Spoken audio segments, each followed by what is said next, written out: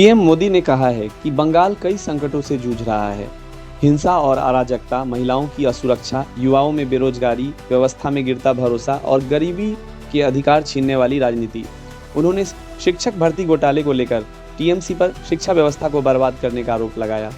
मुर्शिदाबाद और मालदा में हुई हिंसा को लेकर उन्होंने कहा कि सरकार गुंडों को खुली छूट दे रही है और पुलिस मूक दर्शक बनी हुई है। पीएम मोदी ने आरोप लगाया कि टीएमसी सरकार आदिवासियों, दलितों, पीड़ितों, पिछड़ों और महिलाओं के खिलाफ दुश्मनी का भाव रखती है। उन्होंने कहा कि राज्य में आयुष्मान भारत योजना और आवास योजनाओं का लाभ गरीबों तक नहीं पहुंच रहा क्योंकि टीएमसी नेता कमीशन मांगते हैं। टीएमसी पर केंद्र की योजनाओं को लागू न करने और 16 बड़े इंफ्रास्ट्रक्चर प्रोजेक्ट्स को भी रोकने का आरोप लगाया। अंत में पीएम मोदी ने कहा कि टीएमसी सरकार सिर्फ राजनीति करने में लगी रहती है और बंगाल के विकास से उसका कोई लेना देना नहीं है। प्रधानमंत्री नरेंद्र मोदी 29 मई को सिक्किम की राजधानी गंगटोक नहीं पहुंच सके क्योंकि खराब मौसम ने उनकी यात्रा में बाधा डाली। वे सिक्किम राज्य के 50 वर्ष पूरे होने पर आयोजित कार्यक्रम में शामिल होने वाले थे। हालांकि पीएम मोदी ने पश्चिम बंगाल के बागडोगरा से वीडियो कॉन्फ्रेंसिंग के माध्यम से सिक्किम की जनता को संबोधित किया। पीएम मोदी 29 और 30 मई को पश्चिम बंगाल, बिहार और उत्तर प्रदेश की भी यात्रा कर रहे हैं, जहां वे 70,000 करोड़ रुपए से अधिक की विकास परियोजनाओं का उद्घाटन और शिलान्यास करेंगे। कांग्रेस सांसद शशि थरूर, जो पनामा में एक बहुपार्टी प्रतिनिधिमंडल का नेतृत्व कर रहे हैं, उन्होंने बुधवार को भारत की आतंकवाद के खिलाफ दृढ़ स्थिति को फिर से दोहराते हुए कहा कि देश किसी भी एक हमले के बाद दूसरे हमले का इंतजार नहीं करेगा और हमले का कड़ा जवाब देगा। थरूर ने भारतीय दूतावास द्वारा आयोजित एक कार्यक्रम में महात्मा गांधी के सिद्धांतों का जिक्र करते हुए कहा, महात्मा गांधी ने हमें डर के बिना जीने की शिक्षा दी। उन्होंने बताया कि हमेशा अपने अधिकारों के लिए खड़ा होना चाहिए और हमें उन मूल्यों के लिए खड़ा होना चाहिए जिन्हें हम मानते हैं। थरूर ने पहलगाम आतंकवादी हमले के उद्देश्य पर भी प्रकाश डाला, जिसमें उन्होंने कहा कि यह हमला भारत और जम्मू कश्मीर की अर्थव्यवस्था को कमजोर करने के लिए था। उन्होंने कहा, कश्मीर में पहलगाम का पर्यटन इस हद तक बढ़ गया था कि वहां पर्यटकों की संख्या अमेरिका और स्पेन से भी ज्यादा थी। थरूर ने पनामा के राष्ट्रपति जोस राउल मोलिनो से भी मुलाकात की और प्रतिनिधिमंडल में भाजपा, कांग्रेस, शिवसेना और अन्य दलों के सदस्य भी शामिल थे। जेडीयू सांसद संजय झा के नेतृत्व में भारतीय संसद का एक सर्वदलीय प्रतिनिधिमंडल इंडोनेशिया की राजधानी जकार्ता में थिंक टैंक और अकादमिक समुदाय के साथ बातचीत में शामिल हुआ। इस दौरान संजय झा ने कहा, भारत अब आतंकवादियों और उन्हें समर्थन देने वाले देशों में कोई भेद नहीं करेगा। उन्होंने हाल ही में जम्मू कश्मीर के पहलगाम में हुए आतंकी हमले का जिक्र किया, जिसमें 26 लोगों की जान गई। उन्होंने इसे भारत की शांति और सामाजिक सौहार्द को भंग करने की साजिश बताया। झा ने कहा कि भारत और इंडोनेशिया दोनों ही आतंकवाद के खिलाफ जीरो टॉलरेंस नीति अपनाते हैं। उन्होंने इंडोनेशिया के थिंक टैंक और शिक्षाविदों से आग्रह किया वे इस वैश्विक खतरे के खिलाफ रणनीतियां बनाने में सहयोग करें। कांग्रेस नेता सलमान खुर्शीद ने भी बात की और भारत व इंडोनेशिया के सांस्कृतिक और सामाजिक समानताओं को उजागर किया। उन्होंने कहा कि दोनों देश आतंकवाद के खिलाफ मिलकर लड़ सकते हैं। कांग्रेस नेता सलमान खुर्शीद इसी प्रतिनिधिमंडल में सदस्य हैं। प्रतिनिधिमंडल ने एशियान के महासचिव काओ किम हॉर्न से भी मुलाकात की, जिन्होंने भारत और एशियन के बीच रणनीतिक साझेदारी को दोहराया। एशियन दक्षिण पूर्वी एशियाई राष्ट्रों का संगठन है। ऑपरेशन सिंदूर के समर्थन में बीजेपी और केंद्र सरकार का समर्थन करने के बाद पार्टी के भीतर आलोचनाओं का सामना करने वाले कांग्रेस सांसद शशि थरूर ने अपने आलोचकों को उनकी टिप्पणियों को विकृत करने के लिए कड़ी प्रतिक्रिया दी। थरूर ने एक पोस्ट में कहा, केवल आतंकवादी हमलों के प्रतिशोध में भारतीय जवाबों की बात की थी, न कि पिछले युद्धों के बारे में। उन्होंने स्पष्ट किया, मेरे बयान में केवल हाल ही में हुए आतंकवादी हमलों के प्रति भारतीय प्रतिक्रिया की बात की गई है और यह कहीं से भी हमारे सैनिकों की वीरता या पिछले संघर्षों के खिलाफ नहीं था। इस बीच कांग्रेस नेता उदित राज ने शशि थरूर पर आरोप लगाया कि वे पार्टी की छवि को खराब कर रहे हैं और प्रधानमंत्री मोदी के झूठे सर्जिकल स्ट्राइक को महिमा मंडित कर रहे हैं। उदित राज ने कहा, थरूर कांग्रेस के इतिहास को मिटा रहे हैं और मोदी सरकार के गलत कदमों का बचाव कर रहे हैं। इसके अलावा कांग्रेस के अन्य नेता जैसे पवन खेरा और जयराम रमेश ने भी उदित राज की आलोचना का समर्थन किया है, जो पार्टी में थरूर के खिलाफ माहौल बना रहे हैं। थरूर, जो एक अंतर्राष्ट्रीय प्रतिनिधिमंडल के सदस्य के रूप में विदेश यात्रा पर हैं, उन्होंने अपनी टिप्पणी में कहा कि वह आलोचनाओं से प्रभावित नहीं है और उनके पास बेहतर काम है।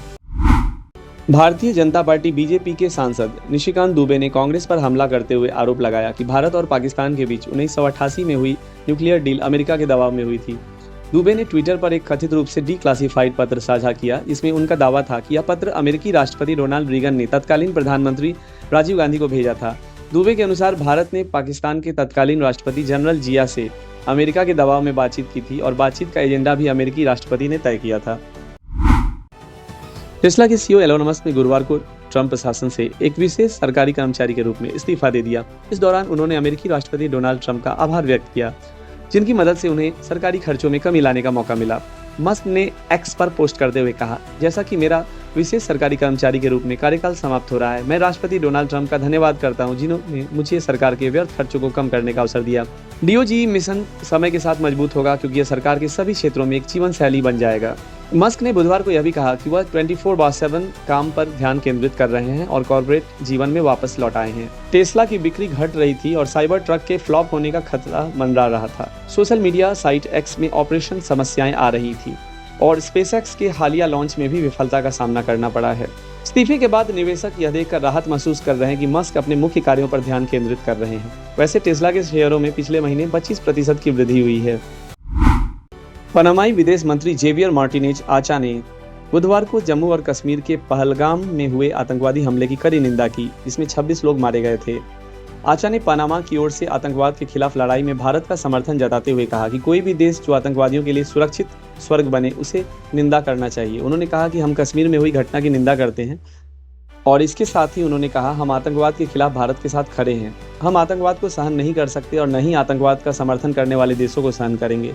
हम एक लोकतांत्रिक देश हैं और भारत दुनिया का सबसे बड़ा लोकतंत्र है जो सिद्धांतों की कदर करता है। हम मिलकर आतंकवाद के खिलाफ लड़ेंगे। इससे पहले शशि थरूर की अगुवाई में भारतीय प्रतिनिधिमंडल ने पनामाई विदेश मंत्री से मुलाकात की और ऑपरेशन सिंदूर के तहत मारे गए यूएन नामित आतंकवादियों के अंतिम संस्कार में पाकिस्तानी सेना के अधिकारियों की तस्वीरें दिखाई। मई को भारतीय शेयर बाजारों की शुरुआत मजबूती के साथ हुई। इसके पीछे 2 प्रमुख कारण थे। पहला, अमेरिकी अदालत का बड़ा फैसला, जिसने ट्रंप सरकार द्वारा लगाए गए टैरिफ आयात शुल्क को अवैध बताया। अमेरिकी टेक कंपनी एनवीडिया के अच्छे तिमाही नतीजे और सकारात्मक वैश्विक संकेत। निफ्टी में बढ़त रही और सेंसेक्स में भी तेजी रही। न्यूयॉर्क की अमेरिकी कोर्ट ऑफ इंटरनेशनल ट्रेड ने कहा कि पूर्व राष्ट्रपति डोनाल्ड ट्रंप ने आपातकालीन शक्तियों का गलत इस्तेमाल कर टैरिफ लगाया था, जबकि यह अधिकार केवल कांग्रेस को है। ट्रंप प्रशासन ने इस फैसले को उच्च अदालत में चुनौती देने की योजना बनाई है। कोर्ट के इस फैसले से वैश्विक बाजारों में सकारात्मकता आई है। भारतीय आईटी और ऑटो सेक्टर में सबसे ज़्यादा तेजी देखी गई। निफ्टी में बढ़त, निफ्टी ऑटो भी ऊपर, निफ्टी मेटल भी बढ़ा, जबकि एफएमसीजी सेक्टर में कमजोरी रही। अन्य बाजार भी हरे निशान में। जापान का Nikkei, south Korea, Hong Kong, Taiwan सारे हरे निशान में हैं। ट्रंप टैरिफ पर अमेरिकी अदालत के फैसले से वैश्विक व्यापार माहौल में स्थिरता की उम्मीद जगी है, जिससे निवेशकों का भरोसा बढ़ा है। कुबेरा एक आगामी भारतीय सोशल थ्रिलर फिल्म है, जिसका निर्देशन शेखर कमला ने किया है। फिल्म में धनुष, नागार्जुन, रश्मिका मंदाना और जिम सर्व मुख्य भूमिकाओं में हैं। यह फिल्म 20 जून 2025 को रिलीज होने वाली है और पहले से ही अपनी गंभीर कहानी और दमदार अदाकारी के लिए चर्चा में है। हालांकि फिल्म की पूरी कहानी को अभी तक गोपनीय रखा गया है, लेकिन शुरुआती समीक्षाओं से पता चलता है कि कुबेरा मानवीय रिश्तों और सामाजिक मुद्दों को बहुत गहराई से दिखाती है। इसका स्क्रीन प्ले काफ़ी असरदार बताया जा रहा है। अभिनय कलाकारों में धनुष, नागार्जुन, रश्मिका मंदाना और जिम सर्व प्रमुख भूमिकाओं में है। धनुष की बहुपर्ती अभिनय शैली इस बार फिर चर्चा में है। समीक्षाओं के अनुसार कुबेरा में उनका प्रदर्शन बेहद प्रभावशाली है। नागार्जुन का अनुभव और अभिनय फिल्म को गहराई देता है। उनके किरदार को लेकर दर्शकों में काफ़ी उत्सुकता है। रश्मिका मंदाना ने मुख्य भूमिका निभाई है और उनके किरदार में भावनात्मक गहराई लाने की उम्मीद की जा रही है। जिम सर्व अपनी तीव्र भूमिकाओं के लिए प्रसिद्ध हैं। शेखर कमला का निर्देशन फिल्म को एक संवेदनशील और गहरा दृष्टिकोण देता है। निकेत बोमिरेड्डी की सिनेमेटोग्राफी कहानी को खूबसूरती से दर्शाने में मदद करती है। देवी श्री प्रसाद द्वारा संगीतबद्ध इस फिल्म का पहला गाना पोइवा ननबा अप्रैल 2025 में रिलीज हुआ, जो फिल्म के भावनात्मक मूड को अच्छी तरह दर्शाता है। शुरुआती समीक्षाओं में कुबेरा को ब्लॉकबस्टर इन द मेकिंग कहा जा रहा है। फिल्म की गहराई, भावनाएं और दमदार अभिनय इसे 2025 की सबसे बड़ी रिलीज में से एक बना सकते हैं।